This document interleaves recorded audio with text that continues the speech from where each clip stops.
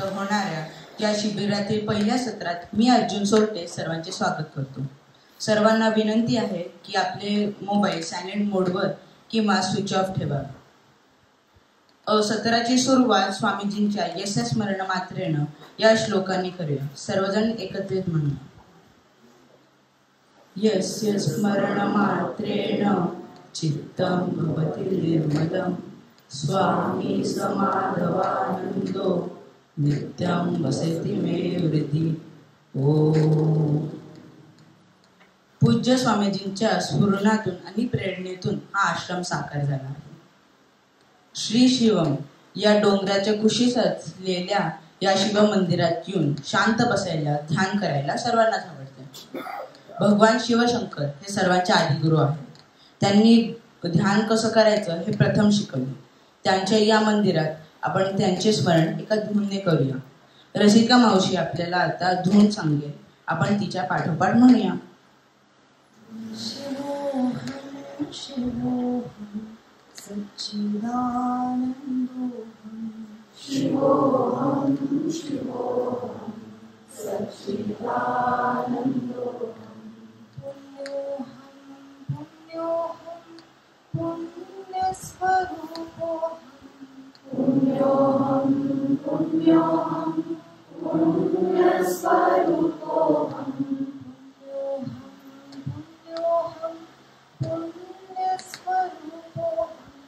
पुण्योहम पुण्योहम पुण्यस्वरूपोहम शिवोहम शिवोहम सच्चिदानंदोहम शिवोहम शिवोहम सच्चिदानंदोहम शिवोहम शिवोहम सच्चिदानंदोहम शिवोहम शिवोहम सच्चिदानंदोहम. लहानपणापासून आई बाबांसोबत मी आश्रमात केंद्रात येत असे. पांढऱ्या कपड्यातले हसरे स्वामीजी बोलताना सगळे शांत बसतात, ऐकतात, ध्यान करतात हे मी बघत असे. सदा सर्वदा सुरू झालं की दंगा करत ओरडत स्वामीजींकडे चॉकलेट घेण्यास मात्र आम्हा मुलांना कोणी अडवत नसे. जसे मोठे झालो तसे ध्यानही शिकलो. पण शिकल्यावर आलं असं कधी होतं का? त्यासाठी रिव्हिजन करायला लागते. ती आता करूया. मानसी मावशी गीता श्लोकांची संख्या देईल. आपण तिच्या पाठोपाठ म्हणूया आणि त्यानंतर गजानन काका ध्यानाविषयी मार्गदर्शन करतील. ओम श्री परमात्मने नमः. ओम श्री परमात्मने नमः. श्री भगवानुवाच. श्री भगवानुवाच. शुचौ देशे प्रतिष्ठाप्य शुचौदेशे प्रतिष्ठाप्य स्थिरमासनमात्मनः स्थिरमासनमात्मनः नात्युच्छ्रितं नातिनीचं नात्युच्छ्रितं नातिनीचं चैलाजिनकुशोत्तरम् चैलाजिनकुशोत्तरम् स्पर्शान् कृत्वा बहिर्बाह्यान् स्पर्शान् कृत्वा बहिर्बाह्यान् चक्षुश्चैवान्तरे भ्रुवोः चक्षुश्चैवान्तरे भ्रुवोः प्राणापानौ समौ कृत्वा प्राणापानौ समौ कृत्वा नासाभ्यन्तरचारिणौ नासाभ्यन्तरचारिणौ. हरि अर्जुन म्हणाला त्याप्रमाणे थोडीशी उजळणी ध्यानयोग प्रक्रियेची. आणि मुख्यतः या शिबिरामध्ये मुलं भरपूर आहेत, तर त्यांच्यासाठी म्हणून ही ध्यानाची प्रोसेस थोडीशी नवीन समजून घेण्यासाठी म्हणून हा जो भगवद्गीता नित्यपाठामधला सगळा भाग आहे की ज्याच्यामध्ये ध्यान कसं करायचं ते सांगितलेलं आहे. आणि ते स्वामीजींनी एका सिक्वेन्समध्ये आणलेलं आहे की एवढं वाचल्यानंतर ध्यान कसं करायचं ते कळायचं. श्लोक आपण म्हटलंय, काही जणांना ते पाठ असतील किंवा काही जणांना ते अगदी नवीन असतील समजून घ्यायला. पण आपण काय म्हटलं म्हणजे पूजेमध्ये जसे गुरुजी पटापट काहीतरी सांगत जातात आणि आपण पाणी सोडत जातो, तसं चाललेलं असं नाहीये. म्हणजे जरी वाचताना तसा फील आला असला तरी सुद्धा त्या श्लोकाचा अर्थ आहे आणि तो अर्थ आपण समजून घेऊ. सगळ्या श्लोकांचा अर्थ एकदम समजून घेणं कठीण आहे, पण पहिल्या श्लोकाचा तरी घेऊ की शुचौ देशे प्रतिष्ठाप्य स्थिरमासनम आत्मनः नात्युच्छ्रिदं नातिनीचम चैलाजिन कुशोत्तरम. कसं बसायचं ध्यानाला हे सांगितलं. कुठलीही गोष्ट करण्यासाठी आपण शरीर आणि मन या दोन्हींनी तयार असलं पाहिजे.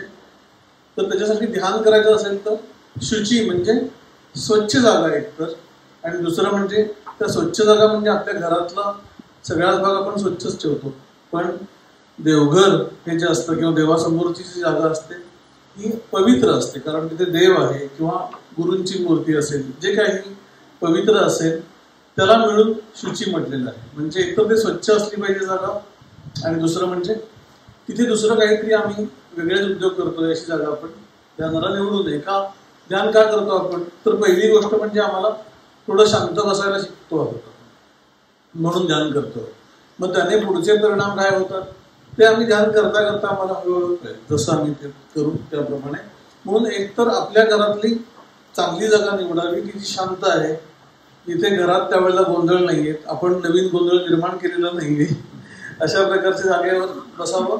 आणि त्यावेळेला आपल्याला थोडंसं आवरलेलं असलं पाहिजे की झोपेतून उठल्या उठल्या एकदम ध्यानाची हुक्की आली म्हणून ध्यानाला बसलो तर ते बसायला प्रयोग करायला हरकत नाहीये, पण मग असं कळतं की तितकं ते बरोबर होत नाहीये, जांभयात जास्त येतो. म्हणून थोडंसं आवरलेलं आहे, अगदी खूप भूक लागलेली नाहीये किंवा झोप आलेली नाहीये, आणि अशा वेळेला स्थिरम आसनम आत्मनः. आत्मनः म्हणजे आपलं स्थिर आसन घालावं. म्हणजे एकतर जिथे बसतो आहोत आपण ते आसन स्थिर असलं पाहिजे. सोफ्यावरच बसलो एकदम तर तो सोफा एकतर खूप मऊ असतो आणि कोझी असतो आपल्या भाषेत, आणि त्याच्यामध्ये स्थिर बसूच शकत नाही. एकदम शरीराची पोझिशन जी असते ते आता सारखं हलावं लागतं अशा पद्धतीने, इच्छा नसली तरी. म्हणून जमिनीवर किंवा सखल भागावर की जिथे स्थिर बसता येईल, आपली जी आसनं आहेत घरात सुद्धा आपल्या असतील तर ती वापरावी, आणि त्याच्यावर स्थिर बसता आलं पाहिजे, सरळ. लहान मुलांना जनरली असं खूप दंगाखोर, सगळ्या आई वडिलांना आपापली मुलं ही मस्तीखोरच वाटत असतात, दुसऱ्याचं बरं वाटत असतं त्याच्यापेक्षा. तर त्यामुळे स्थिर बसायचं असेल तर कसं बसता आलं पाहिजे, तर मुलांना असं सांगतात की देवासारखं बसलं पाहिजे. तर देवासारखं बसलं पाहिजे म्हणजे कसं, तर मागे भगवान शंकर जसे बसलेत स्थिर तसं बसता आलं पाहिजे. ते ज्या पद्धतीने बसले आहेत त्याप्रमाणे एकतर पाठीचा कणा सरळ असला पाहिजे. आपण कुठल्याही वयात असलो तरी सुद्धा पाठीचा कणा सरळ ठेवून बसता आलं पाहिजे, आणि मुलांना तर बसताच आलं पाहिजे, कारण ह्या वयात जेवढं शरीराला वळण लागेल तेवढं ते शरीर पुढे जास्त चांगलं राहील. म्हणून एकतर सरळ बसायचं, मांडी घालून बसणं हा पहिला भाग आहे. आणि दुसरं म्हणजे सहजासन, की सहजासन याचा अर्थ इथे स्वामीजींचा पोटातून तो झाकला गेलेला आहे बराचसा, की डावा आपला जो पाय आहे तो शरीराच्या अधिकाधिक जवळ घेणे. अशा प्रकारे सगळ्यांनी करा माझ्याबरोबर, मुलांना स्पेशली. आणि त्याच्यावर उजवा पाय जो आहे तो अशा प्रकारे इथे स्थिर ठेवणे. उजव्या पायाचं जे हाड आहे ते डाव्या पायाच्या टाचेच्या वर, आणि दोन्ही गुडघे जे आहेत ते जमिनीला टेकलेले असले पाहिजे. अशा प्रकारे थोडं असं ओढून घ्यायचं ते गुडघे, आणि असं बसल्यानंतर ताट बसायचं, सरळ बसायचं. एकदम ताण घ्यायची गरज नाही, पण सरळ बसायचं. आणि दोन्ही हात आपले जे आहेत ते अशा प्रकारे एकमेकावर आणि कोपरं अशी न ठेवता दंड शरीराला लागलेलं अशा प्रकारे. असं जर बसायचं नसेल, अशा प्रकारे बसायचं नसेल तरी चालेल, पण एक 10 मिनिटं 15 मिनिटं आम्हाला असंच्या असं न हलता बसता आलं पाहिजे. आणि अशी प्रॅक्टिस सुरुवातीला जर का जमली, 15 मिनिटं भरपूर झाली लहान मुलांना, की एवढा वेळ आम्ही न हलता बसू शकतो, अचिव्हमेंट. म्हणजे पुढचं शिबिर आपण ज्या वेळेला घेऊ त्यावेळेला एक अशी एंट्री घेतानाच तिथे लिस्ट असेल टिकमार करून मस्करी करतोय म्हणजे. पण तशा प्रकारे 10-15 मिनिटं आम्हाला बसता आलं पाहिजे. आपले आई बाबा पण घरात बसत असतील, आपल्या निमित्तानं ते पण बसायला लागतील.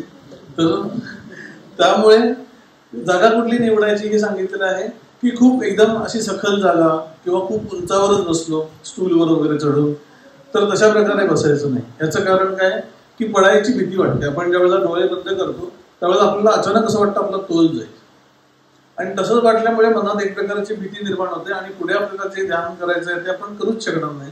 म्हणून साधी जागा निवडावी, स्वच्छ, आणि अशा प्रकारे स्थिर बसता आलं पाहिजे. आणि तसं बसल्यानंतर काय करायचं तर मुख्य गोष्ट म्हणजे डोळे बंद करायचे आणि दोन भुवयांच्या मध्ये ही जी जागा आहे जिथे त्याला भ्रूमध्य असं म्हटलं जातं. भ्रू म्हणजे भुवया आणि मध्य म्हणजे सेंटर पॉइंट. इथे लक्ष ठेवून आतमध्ये डोळे बंद करून श्वास जो आपला नॉर्मली चाललेला आहे त्या श्वासावर श्वास घेताना ओम आणि सोडताना ओम एवढं मंत्राचं मनातल्या मनात स्मरण करायचं प्रत्येक वेळेला शांतपणे. आणि ते करत असताना दुसरं काही मी 10 मिनिटं करणार नाहीये. पुढचा कुठला मला खेळायला जायचंय किंवा अजून काय करायचंय हे सगळे विचार ध्यानाच्या वेळेला करणार नाहीये. 10 मिनिटं ही मी माझ्यासाठी किंवा देवासाठी दिवसभरातली मी राखून ठेवली पाहिजे. आणि त्याने काय होतं तर हळूहळू मन शांत होतं आणि आपण जे जे काही बाहेर करतो आहोत, मग तो अभ्यास असेल किंवा काही आपल्याला करायची इच्छा असेल छान गोष्ट, ते करायला मनाला ताकद मिळते. आणि ती मिळवण्यासाठी म्हणून आम्ही ध्यान करतो आहोत. तर ही बेसिक प्रोसेस म्हणजे आपण फार त्याच्या डिटेल्स न बघता कसं करता येईल, आम्ही कसं करू शकू या प्रकारचा भाग थोडासा आपण बघितला. मुख्य म्हणजे बसायचं कसं हे कळलं की मग पुढचा प्रोसेस आहे तो सोपा जातो. तर त्याच्या आधी ध्यानाला सुरुवात करण्याच्या आधी आपण 3 वेळेला दीर्घ ओंकार करू. दीर्घ ओंकार कसा करायचा हे आपल्याला माहिती आहे, पण मी एकदा परत सांगतो की ज्याच्यामध्ये डोळे मिटलेलेच आहेत, भुवयांच्या मध्ये लक्ष आहे, मोठा श्वास भरून घ्यायचा आणि तो सोडताना हळूहळू ओंकाराचा उच्चार करायचा. फार ताण द्यायचा नाही, जेवढं जमत असेल तेवढंच. हळूहळू ती जसजशी सवय लागेल तसतसे कॅपॅसिटी वाढत जाईल, ओंकार मोठा होतो हळूहळू. पण हे 3 वेळाच करायचं, पूर्ण 10 मिनिटं ओंकारच करत बसलो असं नाही करायचं. सुरुवातीला 3 वेळा करायचं आणि त्याच्यानंतर जसं सांगितलंय की श्वासावर लक्ष ठेवायचं आणि मनातल्या मनात ओम म्हणायचं. याप्रमाणे ध्यान करूया. आता आपण थोडा वेळ त्या असं ध्यानाला बसू. जर का खूप ताण आला की आता बास वाटलं, आपण फार वेळ ध्यान करणारच नाही आहोत, 15-1 मिनिटच करणार आहोत. पण ती 15 मिनिटं पण सुरुवातीला खूप वाटतात, कधी एकदा संपतंय असं वाटतं. तर मुलांना फक्त एवढंच हे आहे की अशा वेळेला हालचाल नका करू, शांत डोळे उघडून बसलात तरी चालेल. शेजारचा मुलगा ध्यान करतोय का हे बघा. ठीक आहे. आता सांगितलेल्या आसनामध्ये म्हणजे सहजासन, पाठीचा कणा सरळ, हात एकमेकांजवळ घेतलेले, डोळे मिटलेले, 2 भुवयांच्या मध्ये लक्ष. ओंकार मी एकदा करतो, माझ्या मागोमाग म्हणा, असं 3 वेळेला आपण करू. आणि तसंच पुढे 10 मिनिटं 15 मिनिटं ध्यानाला बसू. हरिओम.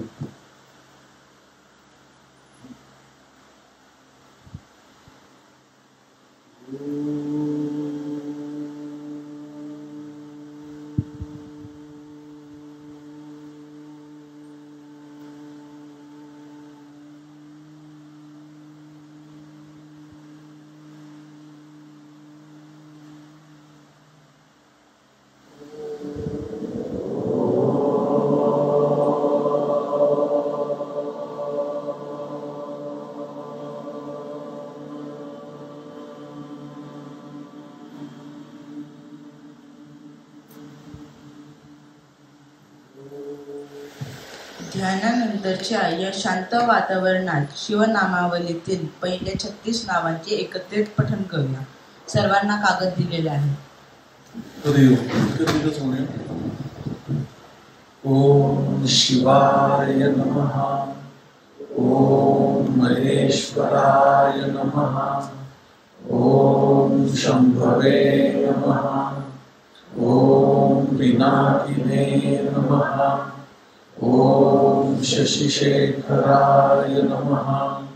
ओम वामदेवाय नमः. ओम विरूपाक्षाय नमः.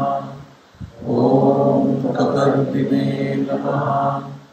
ओम नीललोहिताय नमः. ओम शंकराय नमः। ओम शूलपाणये नमः। ओम खट्वांगिने नमः। ओम विष्णुवल्लभाय नमः।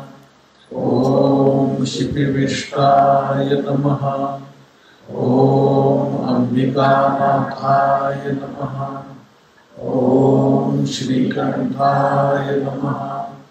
ओम भक्तवत्सलाय नमः।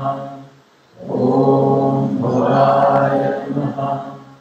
ओम शर्वाय नमः। ओम त्रिलोकेशाय नमः। ओम शितिकंठाय नमः। ओम शिवाप्रियाय नमः। ओम उग्राय नमः। ओम हिमनकजामात्रे नमः। ओम कामारये नमः। ओम अंधकासुरसूदनाय नमः। ओम गंगाधराय नमः। ओम ललाटाक्षाय नमः। ओम कालकालाय नमः। ओम कृपानिधये नमः। ओम भीमाय नमः। ओम परशुहस्ताय नमः। ओम मृगपाणये नमः। ओम जटाधराय नमः। ओम कैलासवासिने नमः। ओम कवचिने नमः।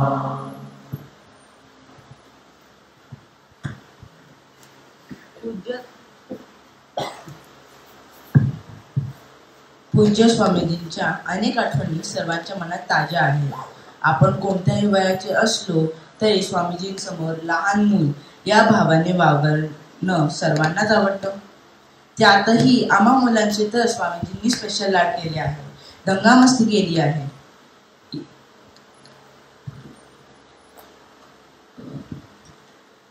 या आपल्या स्वामीजींच्या आठवणी ग्रंथरूपाने उद्या प्रकाशित होणार आहे. स्वामीजींचे असणे, त्यांचा वावर, त्यांचा आवाज, त्यांचे आशीर्वाद आज आपण त्यांच्या आशीर्वचन ऑडिओमधून अनुभवणार आहोत. त्याआधी गंधानी मावशी एक पद म्हणेल आणि लगेचच हा ऑडिओ सुरू होईल.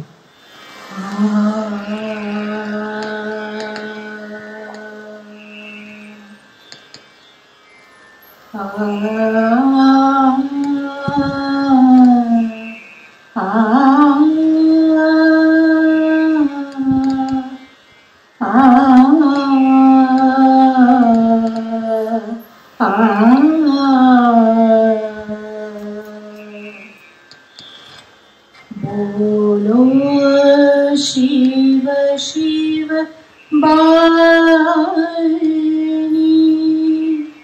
बोलो शिव शिव बाणी, भालचंद्र गंगा सुहानी, भालचंद्र गंगा सुहानी, शंकर विषधर त्रयलोचनाय, शंकर विषधर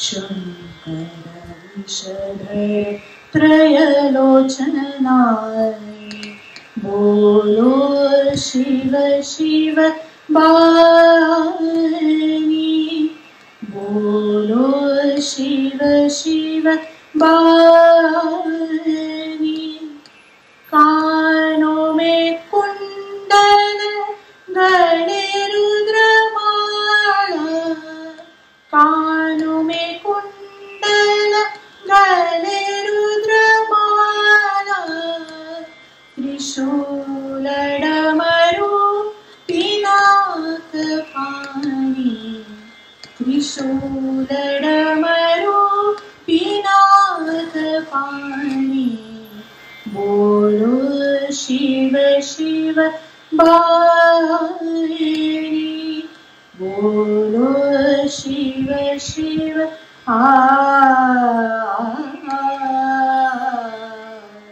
बोलो शिव शिव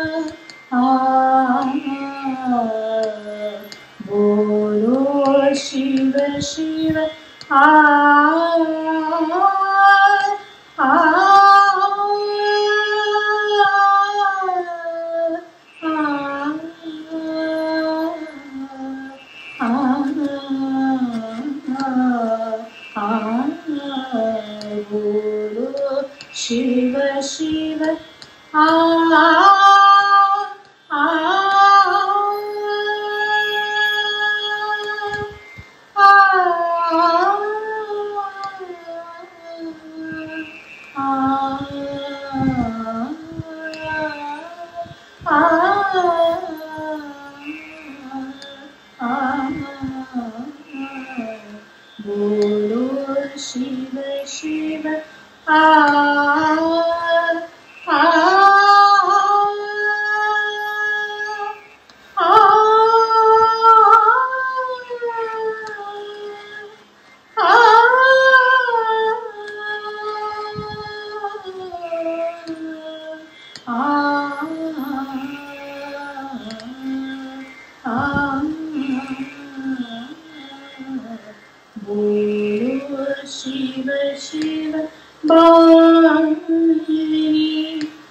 बोलो शिव शिव बोलो शिव शिव बानी बोलो शिव शिव बोलो शिव शिव बानी बोलो शिव शिव बोलो शिव शिव बानी बोलो शिव शिव बोलो शिव शिव बानी बोलो शिव शिव बोलो शिव शिव बानी बोलो शिव शिव बोलो शिव शिव बानी शंकर विषधर पिनाक पानी बोलो शिव शिव बानी बोलो शिव शिव बोलो शिव शिव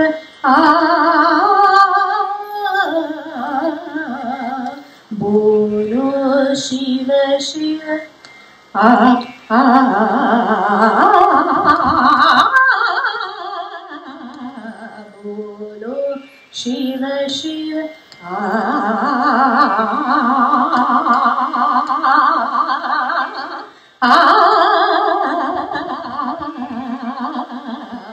बोलो शिव शिव बानी भालचंद्र गंगा सुहानी भालचंद्र गंगा सुहानी शंकर विषधर त्रयलोचनानी शंकर विषधर शंकर विषधर त्रयलोचनानी बोलो शिव शिव बोलो शिव शिव बोलो शिव शिव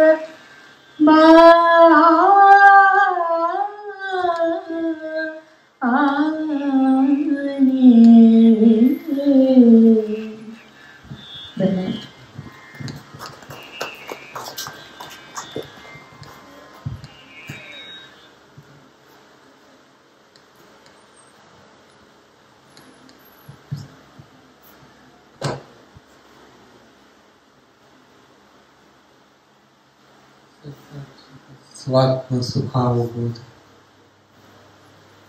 जनस्य ये जांगुलिका ये माने संसार हाला हलो मोह शांती. श्रीराम जनगुरु प्राप्त झालेले आहे. अशा भाग्यवान साधकांच्यासाठी म्हणून वर्षातला सर्वात महत्वाचा दिवस गुरुपौर्णिमा, ज्या दिवशी आपण गुरूंच्या बद्दलचा भाव व्यक्त करू शकतो. किती आनंद उपकार आहे हे मी स्वामींना म्हटलं होतं की बाहेर गेल्यानंतर कळतं की काय काय सांगितलं जातं आणि लोक काय काय करत असतात आणि किती वेळ घालवतात, काही हातात मिळत नाही, हे खरोखरीच बाहेर गेल्याशिवाय कळणार नाही. आणि ती गोष्ट मी खूप अनुभवलेली आहे सगळीकडे, देशात परदेशामध्ये. मुख्य गोष्ट काय आहे, मध्यवर्ती गोष्ट काय आहे, कोणीही सांगत नाहीये. आत्मस्थिती ही मध्यवर्ती गोष्ट. पण निरनिराळ्या वाक्यात तोंडावर फेकून उपयोग नाही. ऐक शिष्या येथेचे वर्म सोये तुझे आहे स ब्रह्म, ये विषयी संदेह ब्रह्म धरूची नको. असं किती म्हटलं तरी देखील नाहीच होत समाधान. म्हणजे मी किती पकडून ठेवायचा प्रयत्न केला तरी देखील ती गोष्ट निसटूनच जाते. म्हणून अनुभूतीचा प्रांत हा सर्वात महत्वाचा आहे.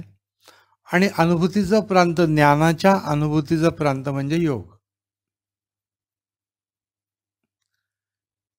ज्ञानाच्या बाबतीमध्ये सुद्धा निश्चित कल्पना काय आहे, माणसाला सगळ्यात मोठी गोष्ट कुठली प्राप्त करून घ्यायची असेल या जीवनामध्ये तर ती ज्ञान ही आहे. आणि ऐक ज्ञानाचे लक्षण, ज्ञान म्हणजे आत्मज्ञान, पहावे आपणाचे आपण या नाव ज्ञान. स्वतःला पाहणे ही व्याख्या जरी अतिशय सुंदर आहे तरी देखील याच्यातला अजून एक सूक्ष्म भाग समर्थांनी प्रकट केलेला आहे आणि तो म्हणजे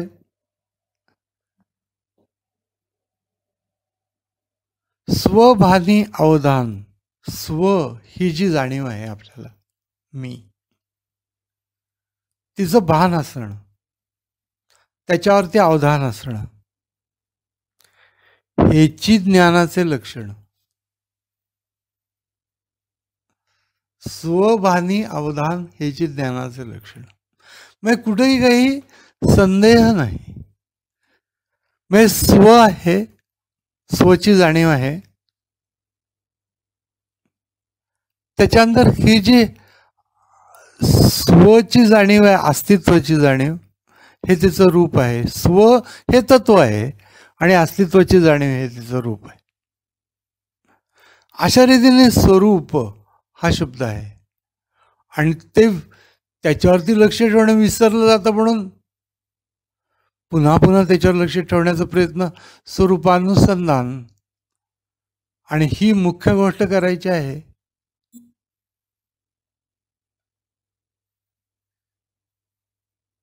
स्वरूपानुसंधान सर्वदा धर्म जगाचा एक, असं स्वामी स्वरूपानंदांनी म्हटलेलं आहे. किंवा शंकराचार्यांनी स्वस्वरूपानुसंधानम भक्तिरित्यभिधीयते, स्वस्वरूपाचं अनुसंधान म्हणजे भक्ती, अशी भक्तीची व्याख्या केलेली आहे. माणसाचं मुख्य कर्तव्य काय, असं रमण महर्षी नायकाने विचारलं. त्यावेळेला त्यांनी सांगितलं की स्वरूपस्थ राहणे, स्वरूपस्थ राहणे हे मुख्य कर्तव्य आहे. स्वरूपस्थितीत राहणे.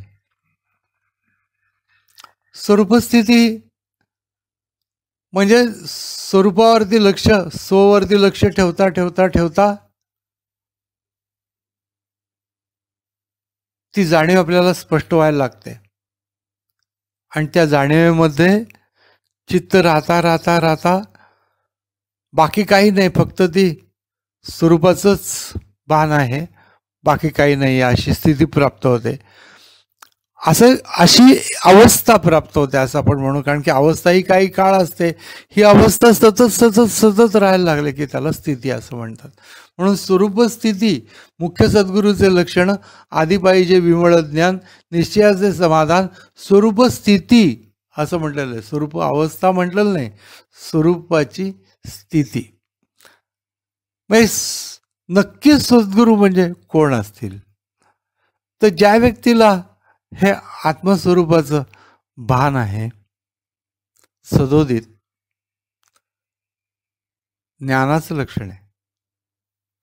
आणि त्या ज्ञानामध्ये तो आहे, स्वरूप स्थिती आहे सद्गुरूचं लक्षण, स्वरूप स्थिती, निश्चयाचे समाधान. स्वच्या ठिकाणी स्थ म्हणजे स्वस्थ राहणे. गोंदवलेकर महाराजांनी ही गोष्ट सांगितली की स्वानंदात स्वस्थ राहावे. सगळ्या परमार्थाचं जे इन नटशेल असे काही काही वाक्य त्यांचे, त्यातलं एक आहे की एका शब्दात परमार्थ काय, तर महाराजांनी सांगितलं समाधान. आणि तो समाधान कसं प्राप्त होईल, ही स्वरूप स्थिती. समाधान एवढं सांगितलं त्यांनी त्यावेळेला. पण समाधान म्हणजे स्वस्वरूपावरती अवधान, चित्ताचं लालन करणे म्हणजे समाधान नाही. स्वस्वरूपावरती अवधान असणं म्हणजे समाधान. शंकराचार्यांनी याचं विवरण केलेलं आहे. असंच मुख्य गोष्ट सहजासहजी प्राप्त होणारी ही गोष्ट नाही. सद्गुरूंच्याकडनं नक्की लक्ष कुठे ठेवायचं, मस्तकामध्ये लक्ष ठेवा. त्याच्यानंतर त्याच्यातनं तुम्ही तुमचं स्व त्याची जाणीव ढुंढाळा. त्याच्यानंतर ती जाणीव तुम्हाला स्पष्ट होत जाईल, त्याच्यावरती लक्ष ठेवा. काही काळानंतर अगदी वेळच लागत नाही, लगेच जातं तिथे. स्वरूपस्थ राहणे ही मुख्य गोष्ट आहे आणि निश्चितपणाने ही ज्ञानाची वाटचाल आहे. माणसाला जीवन मिळवण्यासाठी म्हणून सगळ्यात मोठी गोष्ट कुठली असेल तर आत्मज्ञान आहे. आणि त्या ज्ञानाचा मार्ग काय असेल तर तो बाहेर नाही, आत आहे. आणि नक्की कुठं आहे तो, हे नीट कुणी सांगत नाही आहे, पण या संतांनी तो स्पष्ट केलेला आहे. स्वसंवेद्य या एका शब्दात ज्ञानेश्वर माऊलींनी पहिल्याच ओवीत सांगितलं आहे. स्वसंविद म्हणजे जाणीव अस्तित्वाची, स्वच्या अस्तित्वाची जाणीव म्हणजे स्वसंविद. स्वसंवेदनी जो वेद्य होतो तो म्हणजे परमात्मा, म्हणजे परमात्म्याकडे जाण्याचा मार्ग माऊलींनी पहिल्या ओळीमध्ये सांगितलं. म्हणून हीच तर गोष्ट स्पष्ट करायची की स्व, त्याच्यावरती लक्ष ठेवायचं. संबंध वर्षभर करायचा कार्यक्रम काय असेल, गुरुंनी शिष्यांना आदेश काय द्यावा, स्वस्वरूपी स्थित व्हा, बास, एवढं काही नाही. बाकी कसे वागा, काय वागा, आपापच चांगले वागाल. मुळातच चांगले आहात म्हणून या मार्गाकडे वळलेले आहात, आपाप चांगले वागणार. त्याच्यासाठी म्हणून तुम्ही आता डोकं घालू नका. सगळं लक्ष अंतर्स्थितीकडे केंद्रित. हे जे स्वामी स्वरूपानंदांचं म्हणणं आहे प्रत्येक वेळेला, त्याच्यामधली ही गोष्ट आहे की चालता बोलता न मोडे आसन, लागला असे छंद स्वरूपाचा. स्वरूपाचा छंद लागला, सोपी गोष्ट नाही आहे. काय करायचं आता, एक अर्धा तास काही जातच नव्हता, मग काय केलं, टी व्ही बघितला, अमुक केलं तमुक केलं. स्वरूपाचा छंद काही करायला लागत नाही. एकटे असा, तासन तास असा, दिवसेंदिवस असा, महिनोन महिने असा, काही करायला लागणार नाही. स्ववरती अवधान ठेवायचा, एकच प्रयत्न करा. जसं जसं जमेल तसं तसं तुम्हाला असं लक्षात येईल की कुठल्याही मदतीची, कुठल्याही आधाराची, कुठल्याही करमणुकीची, कशाची तुम्हाला गरज नाही. मूळ स्वरूपामध्ये तुम्ही आहात. जीवनाला गाठायची ही एकच गोष्ट आहे महत्वाची. दररोजचे जीवन व्यवहार चालू असतानाच करायचं आहे. एका ठिकाणी बसावं, ठाईचं बैसोनी करा, एकचित्त आवडी अनंत आळवावा, ही जो गोष्ट जरूर करा. एका ठिकाणी बसून ध्यान जरूर करा. स्वामीजी म्हणत असत, स्वामी स्वरूपानंद, की तास तास दीड तास मी ध्यान करतच होतो, परंतु माझ्या लक्षात आलं की असं जरी का एका ठिकाणी बसून ध्यान करणं हे महत्वाची गोष्ट असली तरी व्यवहारात चालत असताना जितकं मन मोकळं असेल तितक्या वेळामध्ये ते स्ववरती ठेवणं हे जास्ती कठीण आहे. आणि हे सगळं त्यांनी आपल्या मित्राला लिहिलेल्या पत्रामध्ये वयाच्या 26व्या वर्षी लिहिलेलं आहे. त्या केव्हापासून हे महात्मे सूक्ष्म साधना करत आलेले असतील, सद्गुरुपदाला योग्य जे होते त्यांच्या सद्गुरूंनी ओळखलं की ही व्यक्ती घडली म्हणून. त्याचं कारण हे आहे की त्यांना त्या मध्यवर्ती मार्ग कळला, त्या मार्गाने ते अग्रेसर झाले. काहीच प्रश्न नव्हता. आता कुणालाही काही सांगायचं झालं तर निश्चित हाताला धरून हा तिथपर्यंत नेऊ शकेल अशी स्थिती प्राप्त झाली. म्हणून ही गोष्ट लक्षात घेतली पाहिजे आपण की ज्ञानस्थिती ही फक्त शब्द नाही आहेत. ज्ञानस्थिती हा प्रवास आहे आणि तो योगाच्याच मार्गाने होतो. आणि योगाचा मार्ग म्हणजे काहीतरीच डोक्यात घेऊ नये, स्ववरती अवधान ठेवणं, यालाच योग असं म्हणतात. स्वरूप योग जरूर प्राप्त होईल. आपण म्हणतोच की आम्ही स्वरूपयोगी आहोत आणि राहावं. सगळे संप्रदाय स्वरूप संप्रदाय. गुरुदेव रानड्यांना एकाने विचारलं होतं की आपला संप्रदाय कुठला आहे. त्यांनी झटकन उत्तर दिलं, आपला संप्रदाय स्वरूप संप्रदाय. आता काय सांप्रदायिक भिंती आहेत का काय आहेत, शेवटी तत्वापर्यंत जायचं आहे. सगळ्यात जवळचा मार्ग आत्मस्वरूपावरती अवधान ठेवणं